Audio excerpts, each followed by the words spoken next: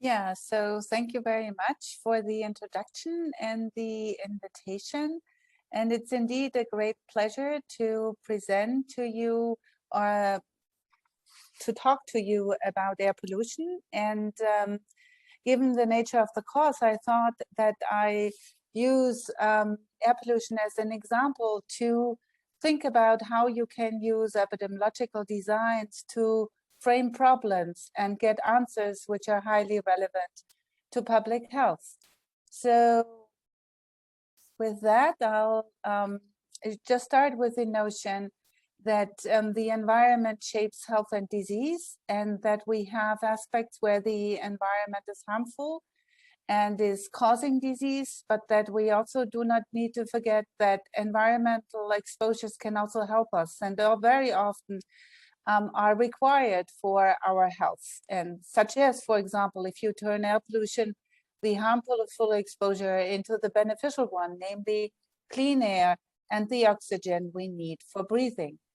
But this lecture today is really about the harmful health effects in many megacities around the world. You have haze, as seen here, which causes yearly 7 million deaths worldwide. And it's the gases and the particles in the air that cause the effect. And a centimeter cube has more than 10,000 particles from combustion.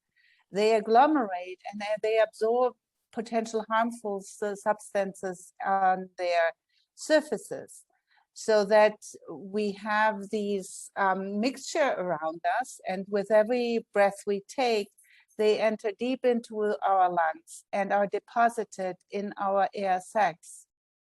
There, they can even leave the lung if they are smaller than 100 nanometer, and they activate the immune system to cause also potentially systemic effects.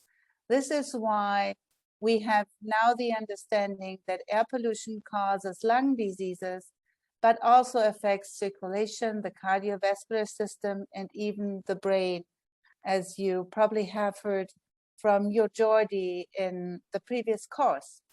So indeed, air pollution has been added in 2018 to the WHO strategy to prevent non-communicable diseases. So it's the only environmental exposure which is listed.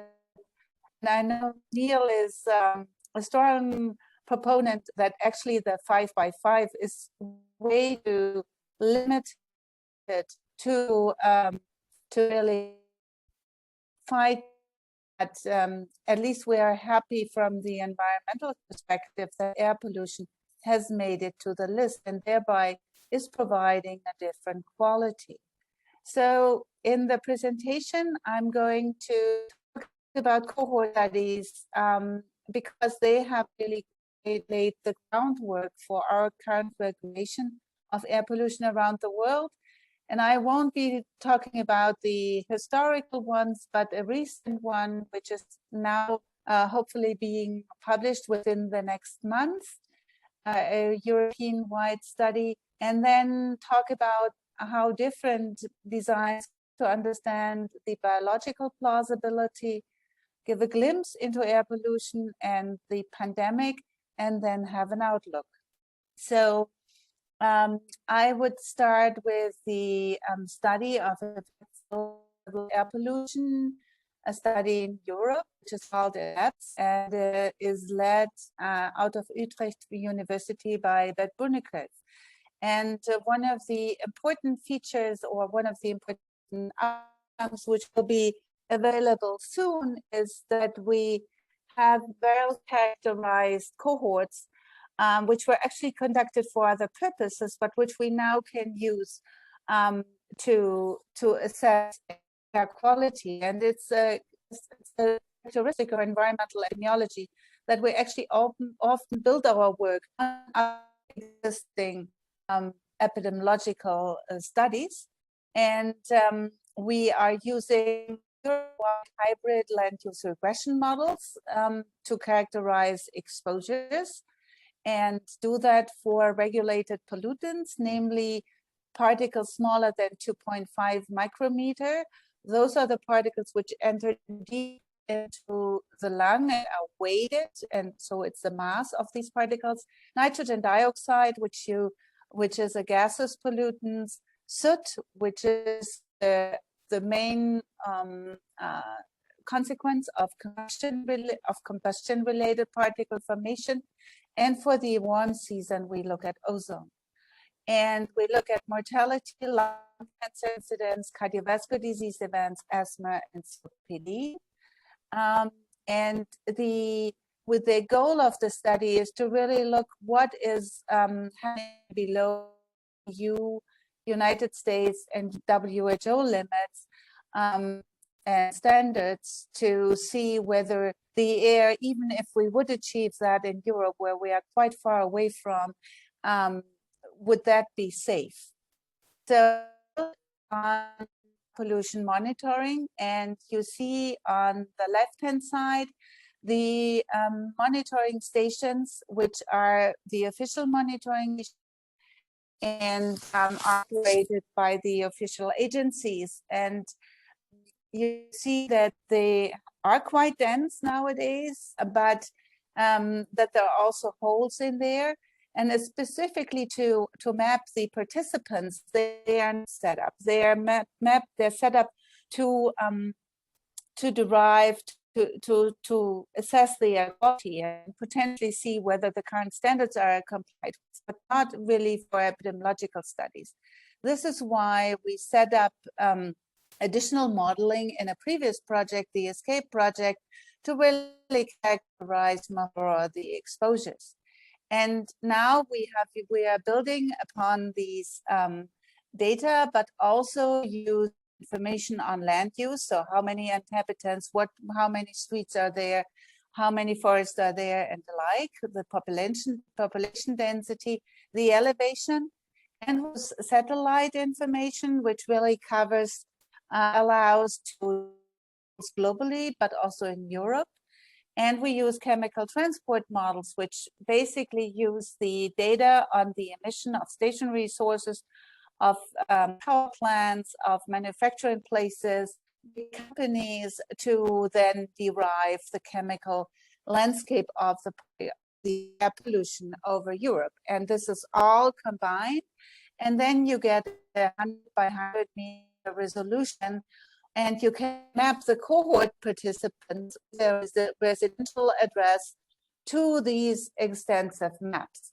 And if you here see the map for fine particles, you can quite well distinguish the Po Valley, which has major concentrations. And you also see other central areas. You see, for example, Paris lighting up, or London, and you see the quite clear parts of Scandinavia, but also in Southern Europe. If we now move to nitrogen dioxide, which is especially emitted by traffic vehicles and especially emitted by diesel cars, you see this is now much more linked to the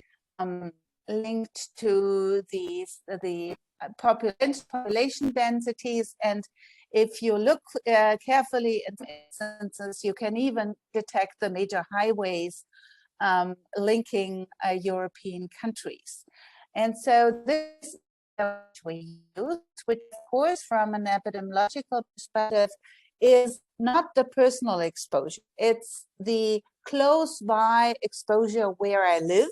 And if you imagine where you are now sitting, now maybe in the pandemic, you are at home, so your residential address is well characterizing your exposures, but it's actually more your larger microenvironment, which is characterized. It's important to be aware that the air pollution enters indoors. So as we sleep at our residential addresses, then this be a quite good proxy for our exposures.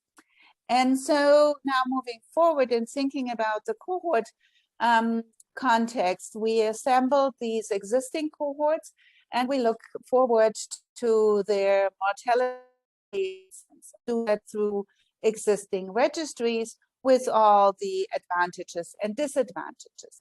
We use stratified Cox proportional hazard models with age as a time variant as a time variant variable, which essentially means that you do not assume any function of each. So that is really flexibly modeled and has turned out to be quite important for valid inference. And then we use a number of methodology to assess the sensitivity of our modeling approaches. And given that and of the distribution, we also carefully look at the concentration exposure response function. And here the methodology is really evolved and has provided important insights to do that. And then we also look at multi-pollutant models. Then the course you have been discussing, like how do you optimally choose your models? And it's a time axis and the study is straighter. And then to this base model, we add a number of potential confounders, such as smoking status and duration, the body mass index, some socioeconomic variables, and education. But we have also realized that it's actually not enough, that given that our exposure is contextual, we also need to control for neighborhood mean income, which means about to the contextual socioeconomic status. And then we do additional analyses where possible to see whether the results are sensitive to occupation, diet, and alternative area level SAS indicators. And so we are indeed have a variety of have quite a bit of a variety in exposure. So these are the Swedish cohorts. Then we have the Central European cohorts. Sweden actually is 4 points below the current WHO guideline. It's well below the US guidelines. But if you look to the current European guideline values, actually all other areas, including Central Europe, and not even the higher exposed areas, are well below the European guideline. And similarly for NO2, so for the local combustion-related gas pollution, it's different. There we are below and above the current EU guideline. And if we now put this all together and look at natural cause mortality in a very large of more than 300,000 individuals, we indeed find a significant and quite robust effect, both for fine particles and for NO2. And then if we now kind of make slices through the data and exclude values above certain limits, as here for 25 microgram per cubic meter, 20, 15, and if we move, so this all below the current EU guidelines, we see quite strong and substantial results. Even we still see positive association if we move basically to Scandinavia and below the WHO guideline, which have then wider confidence limits. And this is also true for nitrogen dioxide, and in 2 pollutant models, this remains robust. So this is assuming a linear relationship between the air pollutant concentration at the residential address and the mortality incidence. However, how does this look if we allow the models to vary over the exposure of the pollutants? So then we see the following picture. So here you have the range of the fine particle concentrations, and the bars give you the frequency in the data as we have observed it. So the data is below the WHO guideline, 10 microgram per cubic meter, and nearly all of the data is below the current EU standards for fine particulate matter. And if you then use natural cubic spline, so a function weights the distribution of exposure at each, or uses the neighborhood of it at a certain point of the exposure response function and evaluates that and moves through that way through the entire data cloud, you see that there is indeed a quite steep linear associationship in the lower level, and that this is flattening off at higher levels. But as you also see with the confidence limits, with quite big uncertainty. And this is what we see in Europe, but this is also we use the similar data globally, something we can observe. And the slide on the other side is to show you how important it is that the epidemiologists frame the question we want to ask. On the left-hand side, the function is allowed to vary as it likes, and it is allowed to start where it ever wants. On the right-hand side, this is a function where the assumption is that air pollution cannot be good for you. The more air pollution you are exposed to, it either has a zero, is a flat line, or it is kind of from the lowest value, the effect thereafter increases. And several functional forms are allowed in these algorithms. And then it's basically estimated how it exactly looks like. It's allowed, so if there would be no effect, it would be simply a very straight line. However, if it's an increasing effect or a decreasing effect, then it would increase. And so here you see quite a different functional form. The flattening is the same, and the increase the linear increase at the lower levels is the same, but it may look quite different. And so it's important when we think about how we analyze the data, what assumptions we put into the data, and also what functional forms we get in the end. Here you see the example of the nitrogen dioxide. And you see that at very high concentrations with very few data, levels up. So generally, the interpretable space is where the red lines are. So from the where the red this is the limit value. But the interpretable space would be from the 5th percentile to the 95th percentile. And again, you see here how you frame the question to your data with your analyses may make quite a difference. But again, what is clearly seen is that there is this linear increase. And so with that, I would kind of move into what can we learn? I mean, is this plausible? This is one of the major questions we always get. Is that not only statistics? How can you be sure that what I showed you in the video is really the case? And so my next portion of the presentation is about what I think epidemiology can contribute to this, and how you can phrase questions to get insights. So I'll actually start off with early work going back to the last air pollution episode in the mid-80s in Europe. Thereafter, we never had these major episodes affecting the entire European landscape again. And it was in 85 where we had 2 pressure systems which kind of kept the air constant and was trapping the air on the ground, something which you now may be experiencing during heat waves. So when we have very stable situation, the heat is just amounting and nothing moves.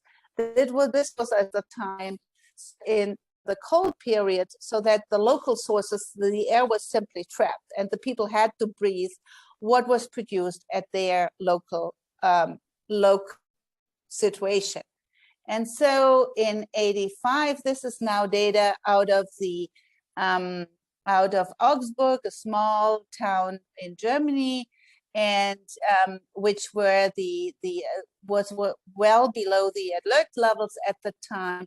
And you see at the time also quite dirty air, which we do not have in Germany anymore.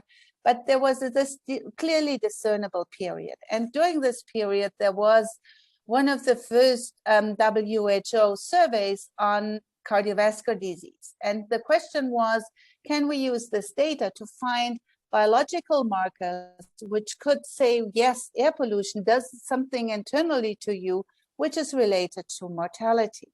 And we were interested to look at cardiovascular disease and specifically at myocardial infarctions. And myocardial infarction is a clotting of the coronary arteries. So the arteries which supply the heart with blood, they get occluded, and therefore you have this damage. And it has been shown at the time, the idea was, well, if your blood gets thicker, then it's more likely that a clot is formed in these salient coronary arteries. And so there was data available on blood viscosity. So thicker blood, which is indeed associated with an increase in myocardial infarction. So it was possible by coincidence or serendipity to analyze the plasma viscosity levels during the episode and during the non-episode. And again, it was, when looking at the data, it was actually not a change in the mean, but it was this kind of shift in the distribution to higher values, which was observed. And today we have sophisticated methodology to look at this by quantile regression methodology, but at the time it was simply plotted, and then the model was to look at the ratio for plasma viscosity above the 90th percentile was 3 times higher, something which you wouldn't expect otherwise. And that the particles per se, the particles and sulfur dioxide, which was the indicator of bad air at the time, responsible for the risk of myocardial infarction. And so with the same data, we went back to the sample stored and analyzed C-reactive protein at the time when the episode were followed up 3 years later. And there were also blood samples available. So we were able now to turn this into a cohort study with biological measurements. And we had 2 measurements, one during the time when the air pollution was very high, and the other one 3 years later. In principle, as people were aging and was the same people examined, you would expect cardiovascular risk would increase as they do with age, and that their C-reactive titer. When we then analyzed this, we could clearly see the episode and the higher concentrations to these associations. So this is again, so this was an observation. Yes, it can be within this air pollution can induce these changes. But then myocardial infarction comes over you as a quite immediate event. And the idea we also had observed in time series analyses that on emissions or deaths due to myocardial infarctions would increase. The question is, can we learn more? Can environmental factors actually trigger myocardial?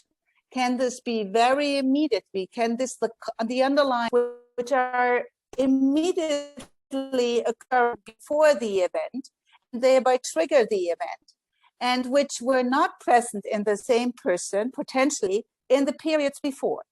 So this has been, for example, this design has been used to identify extreme anger as a risk factor for, as a trigger for myocardial infarction, or strenuous exercise, extreme exercise has also by this being identified. And so we were asking the question, can we also look with this design at environmental factors? And therefore, we interviewed people who had survived a myocardial infarction and did that over a period of 4 years, and had detailed information on the activities 4 days before the symptom onset.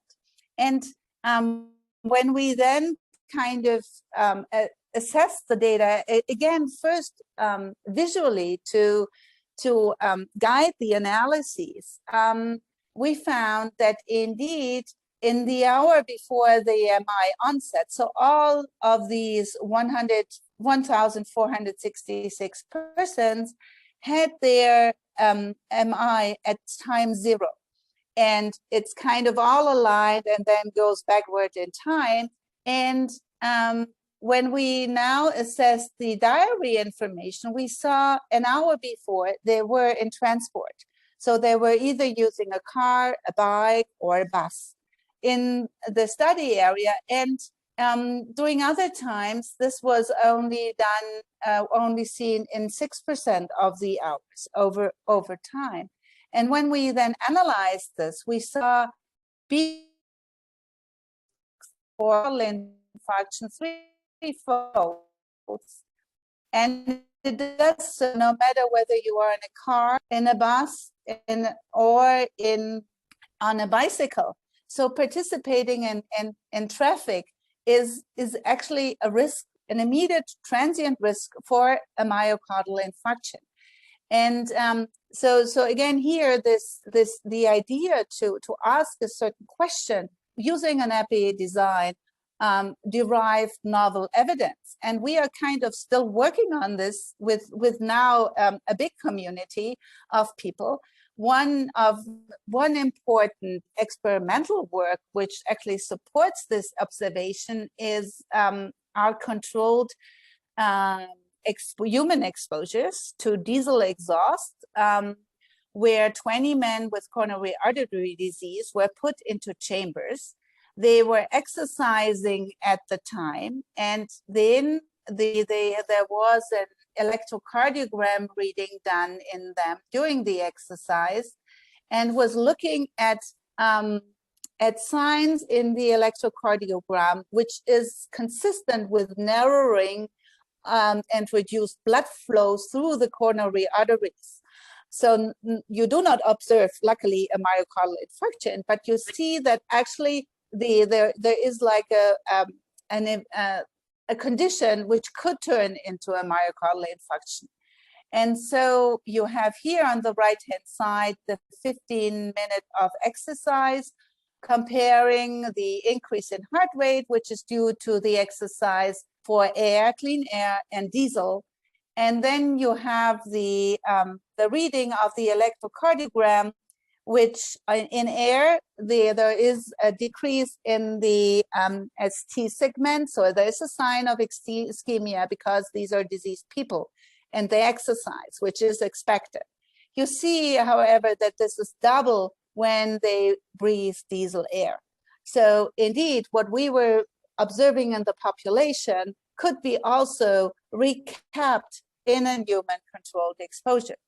And so one of us and many more people have now followed and are combining monitoring of healthy persons or diseased persons with personal monitoring. And so there are these studies, for example, also done in London, comparing Oxford Street and Hyde Park.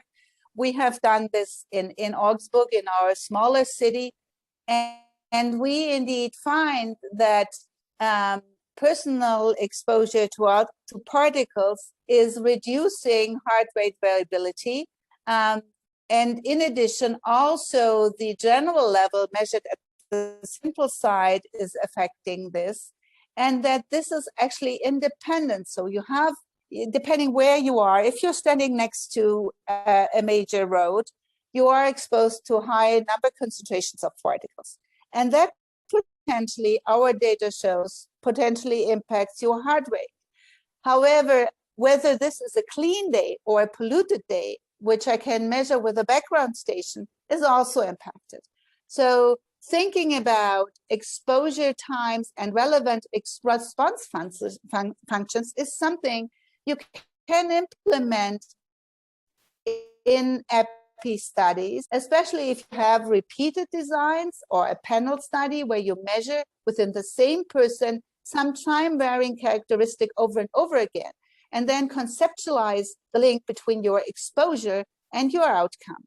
And I think this is really powerful, and it's something which is being done, has been done since, and also will be now done with newer methodology. And indeed, together with animal experiments, you can then derive an idea that you have, for example, in an immediate nervous system response, so an immediate change in heart rate, that you have, for example, changing in clotting factors, which is experiencing over the first day, have systemic inflammation, so a more prolonged response as you would have towards a bacterial infection, which lasts over several days. And so here, I think EPE has proven to be a really powerful tool. And with that, we have been elucidating many other areas. I've now shown you data on cardiovascular diseases, but this is also have been used to look, for example, at metabolism and diseases related to metabolism. Of course, also the brain is a very active area to use these different approaches, both short-term and long-term approaches, to piece together why air pollution is a relevant factor for that. Okay, so just to given now that the pandemic is so omnipresent, I thought I should also include some data or some evidence what is about air pollution in this situation. And one of the idea why this seems to be so relevant is that actually, if you compare the coronavirus in its size, which is around with its frame here in the electron microscope picture around 100 nanometers, and you compare this to a diesel soot particle, which here is maybe around 300 to 400 nanometer in diameter, you see that they are really related, and it's quite conceivable that if they both activate the immune system in the lung, that this has major consequences and is also very relevant for the people affected. And indeed, one of the other striking observations we had from a public health perspective is here seen in the satellite images from China. This is the NO2 concentrations January 1st to January 20th. And then in February, when the lockdown was complete over China, there was a substantial reduction in anthropogenic air pollution concentrations, as indicated here by nitrogen dioxide. And so while we have always considered the air pollution concentrations we need to live with as something given, which we only very slowly can change, the pandemic changed this quite drastically. But had the air pollution we were experiencing before also made us more vulnerable? There were a number of studies published by National Review, which is not published to date, assessing the incidence of SARS-CoV-2 cases and air pollution, which is data compiled from studies available from the first wave, so from last year's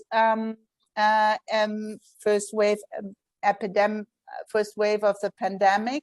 And yes, indeed, nitrogen dioxide has a robust and solid association with disease incidence, and also with the disease mortality among those who are affected. And while there is, if you just read the literature, mixed feeling, if you systematically abstract it, it's quite clear, and also renders the notion that we should not only look at non-communicable diseases as we have done in the past, but integrate the communicable disease aspect as such. So now I'm coming to the outlook and to where I think things shall be going.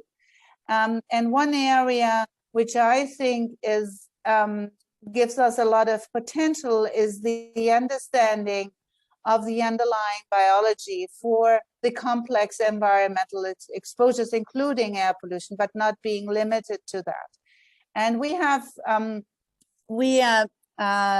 Andrea Baccarelli, Tim Navrod, and myself have written a review where we put forward 8 important features which we think are relevant for environmental insults, which are oxidative stress and inflammation, which was a major part of what I showed you for air pollution, genomic alterations and mutations, the epigenetic controls of the gene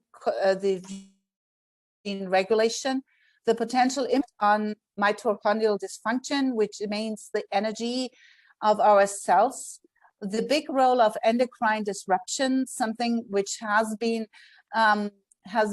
raising or is a major concern and is more seen as fields are moving together. Altered cells, so that the effect is not just at the barrier organ of the lung, but is really distributed and can be seen in the entire body. The altered microbiome, so the impact on the bacteria and viruses in our body, which the environment can have, and then the impact on the nervous system function. And so for air pollution, we have actually been able to show over the past 2 decades that all of these areas are affected. And I touched today specifically at the inflammatory responses. And indeed, they are salient and are controlling a lot of our healthy body. And another area which, oxygen formation,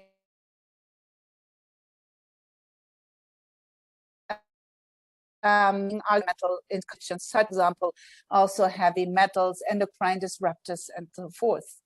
Another very important area where we can make, which helps us to understand why not just a single organ is affected, but environmental exposures such as air pollution, can have multiple effects, is that we are starting to understand how a harmful stimulus is communicated through the entire body by small RNA species. And so that this is an important process. And if you think about the long COVID impacts, which we are now all fearing, it's again the virus infection, which is systemic, and the inflammatory control, which is uptaken. And also even if you're vaccinated and you do not have the virus per se, you have potential side effects affecting the heart and the like. So we see this plethora of potential environmental effects from air pollution, climate change, water pollution, and others. And we are now moving into an area where we enrich the cohort studies by multiple exposures and by a novel methodology in the exposome research to analyze them all jointly. I think this is a very important area where we really will be able to overcome that we only need to talk about air pollution.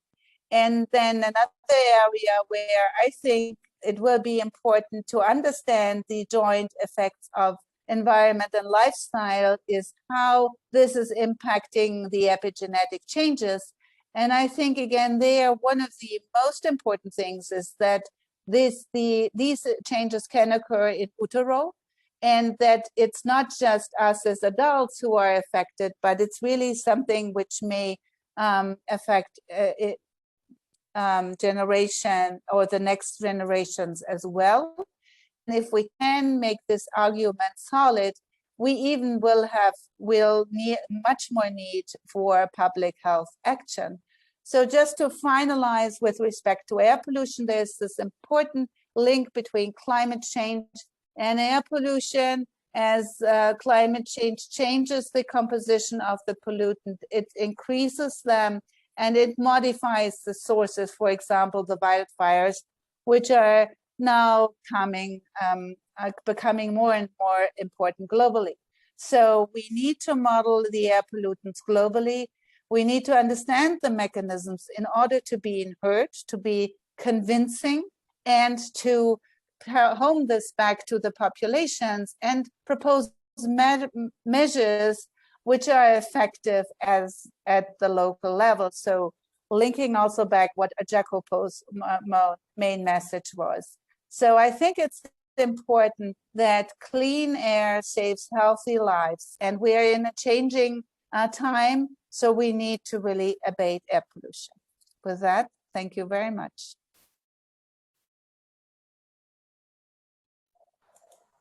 Thank you very much, Annette, for a fantastic talk. We've got up to 15 minutes if there are any questions.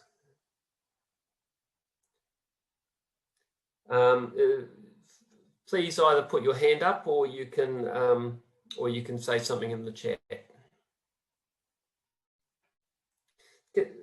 Can I start by asking, you know, I don't know much about air pollution. I've been on a couple of panels like funding committees or advisory panels and so on, and that's all I know about. But my impression is that there's still not a good understanding of which components of PM2.5 are responsible for these effects, because they're all correlated with each other and it's quite hard to separate their effects. Is that correct, or can we really identify which components are most responsible?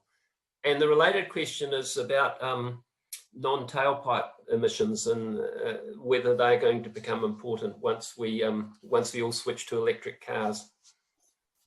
So I think the answer has, to my mind, has two portions. We have so if we take the epidemiology and the standard setting, the mass of the fine particles is the most solid one, and it's really important to reduce the mass because it's such a mixture.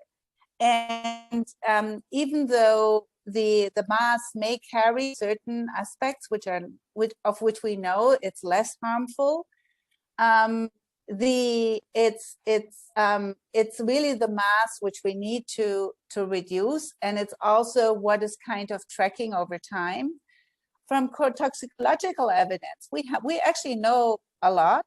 So we know that the soot is really toxic because it has this capacity of having an active surface and inducing oxidative stress. We know that transition metals are really important, again, because they can catalyze the generation of oxygen radicals.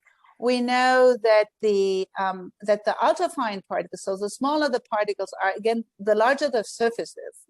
And again, this is due to their mechanism, it's important.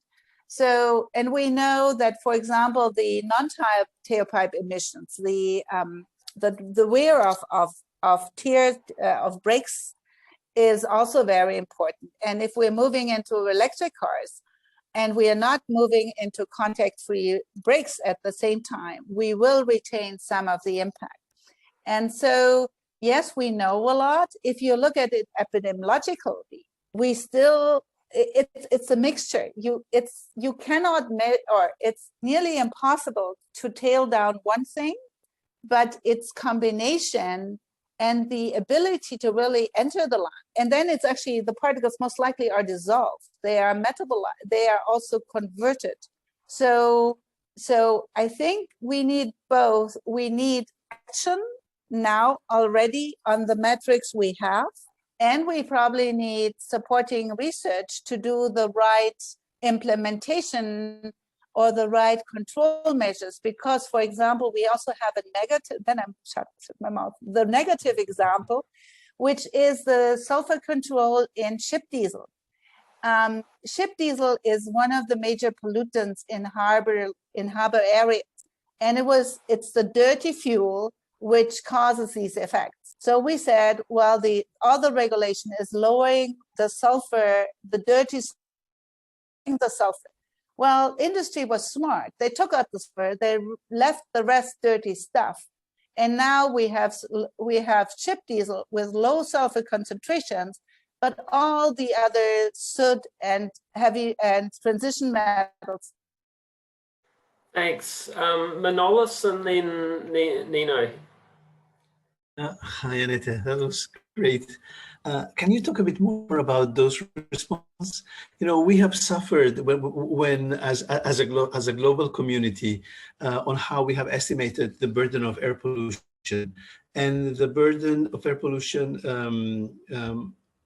has changed. You know, the last years it was the GBD did initial estimations 2, 3, 4 million, and in a matter of very few years, you know, we moved to 7, 8 million, and that was not that anything necessarily changed in the exposure. It was what changed was that we had more data and perhaps higher levels, and we used a different dose response curve. So how secure are we now about these estimates? You know, also in your curves, you showed, you know, a steeper actually slope in the lower part than in higher parts. And then we expand this into the super high levels that we have in India or in other countries. So how is the situation with how we evaluate the dose response curve globally?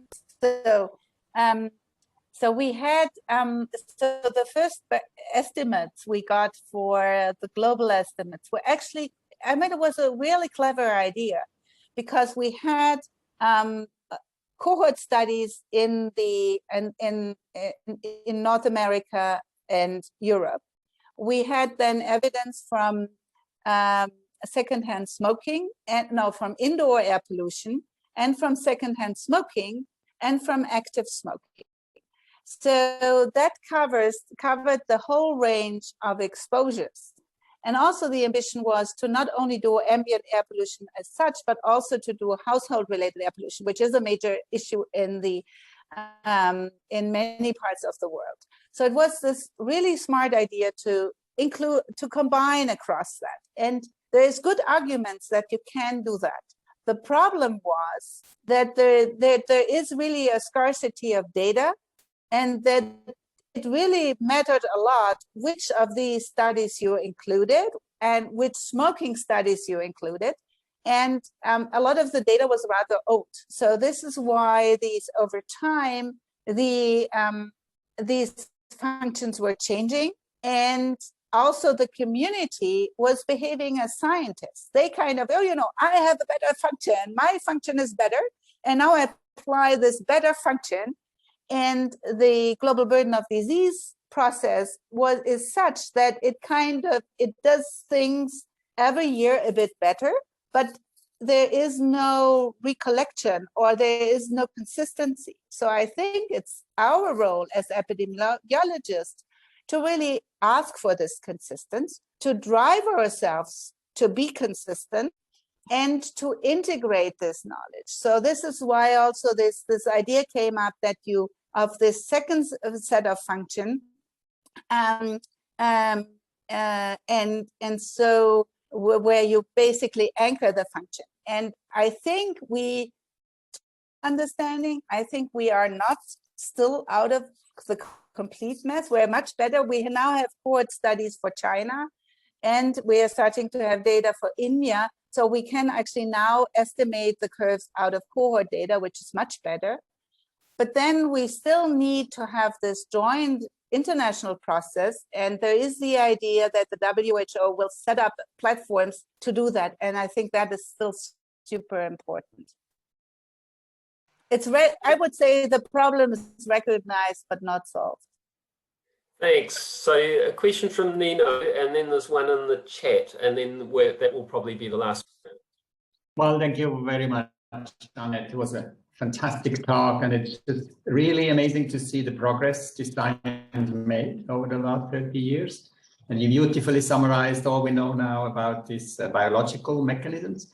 So I would like to ask you a question on the other end, the action end. As you know, WHO will soon come out with the new air quality guidelines based on this current science. And this is all great. Again, science has increased incredibly, knowledge has increased. But if you look what's happening in the world, take into account what the WHO guidelines are even proposing, not even mentioning what they propose in the future, but already in the past, very few countries, many ignore it, including the European Union, if it's about particles. Do you have any vision on how we could move forward this action agenda and what the contribution of the scientists would be that actually things really happen on the government level to implement this knowledge in the policy?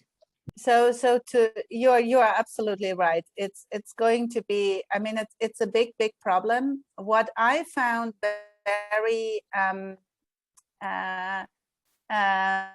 positive is, or very encouraging, is when I saw the predictions by Markus Amann and colleagues, who kind of predict what will be happening if the European Union, for example, would really adopt a zero pollution policy, and the climate change would really implement the climate change agenda. And this then would solve a lot of the problems in Europe. But again, this would not be a solution. This is only Europe, and the problem is global. But I think what we as scientists should really stress is this, the interaction and the potential double or triple wins, how you would ever call this, when we really take serious climate action, because we need to end fossil fuel consumption. We need to have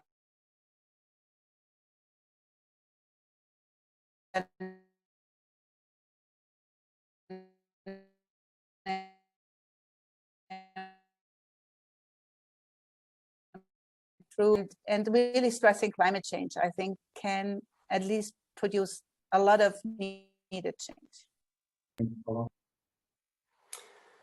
Thanks. So I think the last question in the chat is from Christian, who says, as I understood, the pollutants were mostly measured in the air. Can the pollutants or end products also be measured in blood or urine? And also says, thanks for the fantastic talk. So there are attempts to do that. There are people, colleagues from Belgium, who are, for example, measuring in urine, and it has the advantage of course, talking more to the internal dose. There's also the idea that it's that you can look at the internal responses. But again, I think this is very interesting from the science perspective, and also making, I think one of the issues in science is making our colleagues who are working experimentally on working on health in other areas to understand that this is really relevant also to their field, because it's the same mechanisms. But I personally, given the question by Nino before, and that we need action, I think it's very important to really, well, it's not a bad thing to have the external measurements, because that is what will be able to monitor the control measures. Thank you. We do actually have time for one more question if anyone else would like to comment or question further. Okay, well, thanks, Annette. There's a comment in the text saying, would you mind sharing the reference you just mentioned in response to Dr. Koonsley's question, please? So if you have that reference, and you can either email it to us or preferably put it in the chat, that would be great.